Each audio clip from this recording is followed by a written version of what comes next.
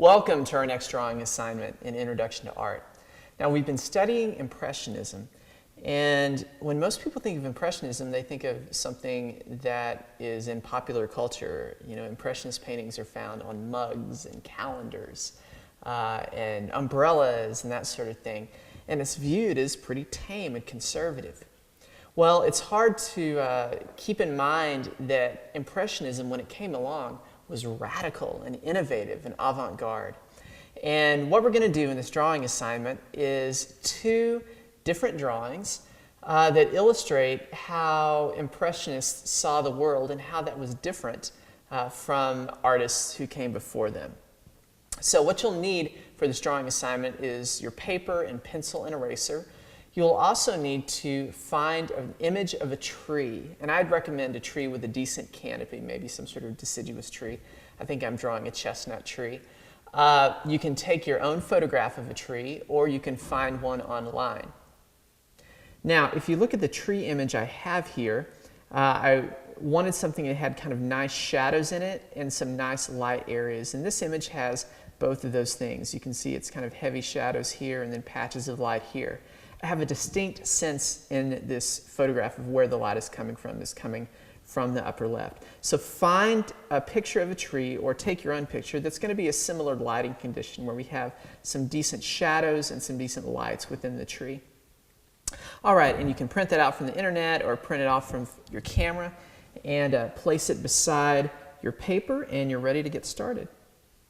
Now, we're going to do two different drawings of the same tree. The first drawing is going to be an academic drawing. It's how, say, a neoclassical painter might have chosen to approach this tree. And if you remember, neoclassical artists are all about having kind of crisp edges and outlines. In fact, neoclassical paintings are sometimes called tinted drawings because they're so linear and so sort of edge-based. So we're going to draw this tree as a neoclassical painter might have drawn it. And this would, of course, be before Impressionism. So this is the way this sort of tree would be drawn in the academies. So I'm just going to start off here at the bottom, and I'm just going to start creating a contour drawing of this tree. And I'm going to sort of draw every little leaf. I'm not really drawing every little leaf, but close to it. All these little bumps and humps all the way around. I'm looking at my image, trying to capture the masses here, working my way around the tree. Go. And I might even come in internally here. And of course, your tree is going to look different from this one. You will have a different photograph you're working from. But I'm trying to draw every single kind of little leaf. And I'm not really doing it, but kind of trying to give the impression of doing it. Here we go. It's hard edge, it's crisp, it's decisive. Every little leaf is being drawn. Here's the underside of the tree. And I get to the trunk, and let's go ahead and represent that. A couple of lines coming down. I might even draw the hill that this is on, something like that. Then the leaves continue on the bottom here. Now, once I've done that, I'm going to draw some of the internal shapes here in the tree. I've done a little bit of that already. But again, I want to have a sense that I'm really focused on edges and outlines and that kind of thing in this tree. All right, so here we are. One thing you can do a lot of times to make a tree look a little more realistic is have some little leaves that are floating out here on the edges. You can see some of those. Adds another level of detail. Okay, so I'm totally thinking about this tree in terms of contour. I'm going to shade it, get some decently dark values into here, and I'm going to look at the patterns of light and dark in the tree. Typically, when you're drawing a tree, it's going to be darker at the bottom because the sun is normally coming from up above. So I'm really going to try to capture that in my drawing, get these dark values in here. Shading the bottom of my tree, like so. And there are other places like here and here and here. I'm going to start working in shadows into the interior of the tree. So here we go.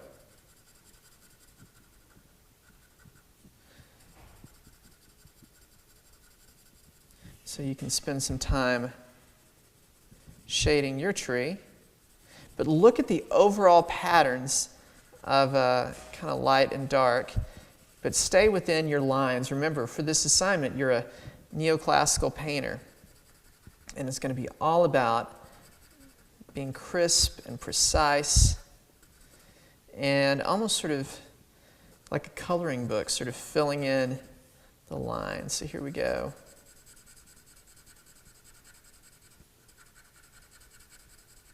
Like so. I'm going to add a little bit of general shading here so the thing doesn't look totally white. Like so. And then I'm just going to try to get, may even have to redraw some of my little leaf shapes on the interior. One of the things that will help you get sort of all the values, all the lights and darks in this is squint your eyes as you draw.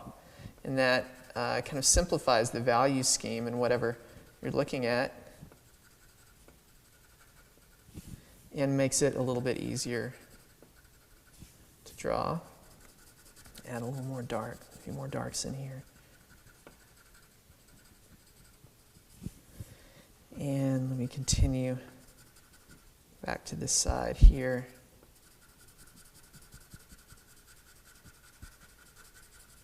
Here we go. Now remember, crisp edge. Don't lose that crisp edge. If you need to restate it, you can. But we don't want these drawings, as good neoclassical painters, to look fuzzy. We want them to be very crisp and decisive. So you may need to work back into your drawing to maintain that. Let's have a sense that every single leaf is drawn carefully.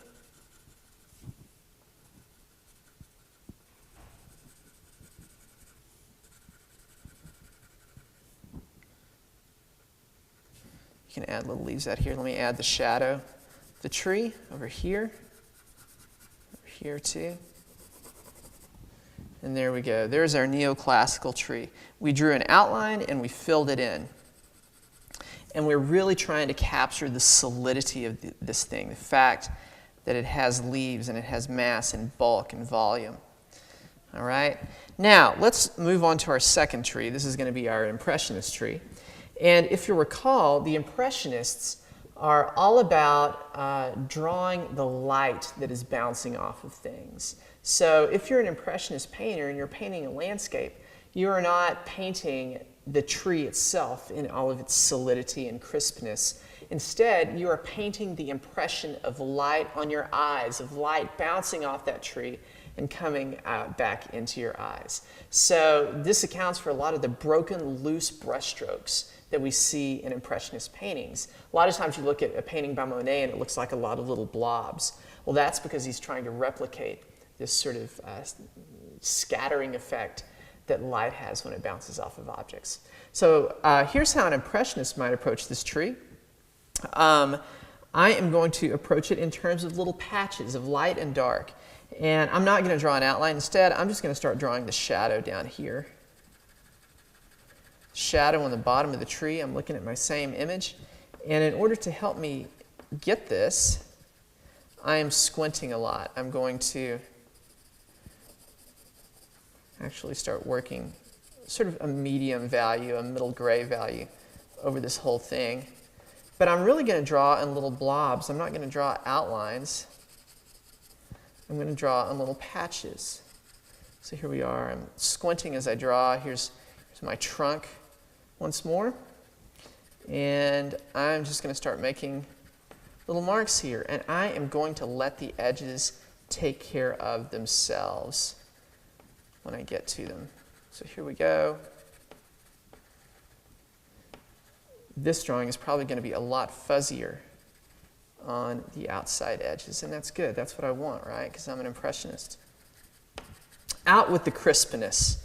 Out with that sort of anal, drawing-based kind of drawing we saw in neoclassicism, and in with looking at patches of light and dark and trying to translate those little patches into my drawing. Hopefully you're already seeing the difference. You may be drawing a little slower than me, that's fine. you'll be drawing a different picture anyway. So here I am, working in little patches.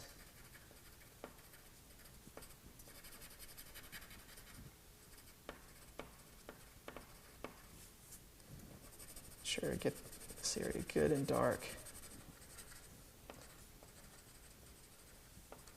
You might even alternate the direction that some of your patches go. Patches of value. So it's going to be lighter where the sun is striking the edges of the tree, of course, and darker where the shadows are. And of course, if you're a real Impressionist painter, you are doing this in color, not in just black and white. Bring this on around.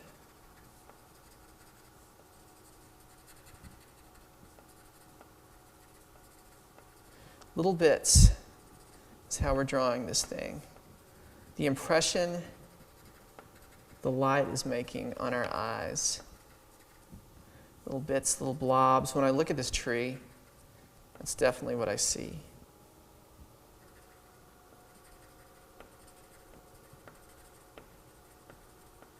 Little tiny patches. Of course, we're going to have a shadow in this tree too. Cast shadow. And I'm going to add some little blobs here that look kind of like leaves. So do your own tree and treat it in these two different ways. One that's very much based on the outline. The other that is just based on little patches. And you'll start to get an idea of what the Impressionists are bringing, the innovations they're making, what they're doing for the first time that we haven't seen before. Drawing light itself, which of course is what the whole movement is all about.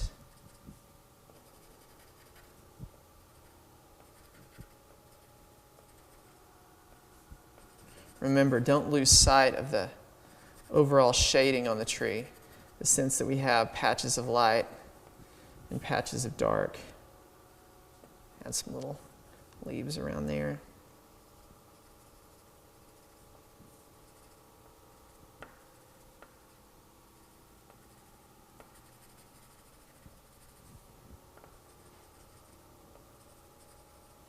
All right, there we go. Same tree, basically two different ways of approaching it, kind of the neoclassical way with crisp outlines and edges, the Impressionist way of drawing in little patches, trying to capture the light that is bouncing off of something. So finish your drawing of your tree and scan it or take a photograph of it and turn it into your e-sketchbook.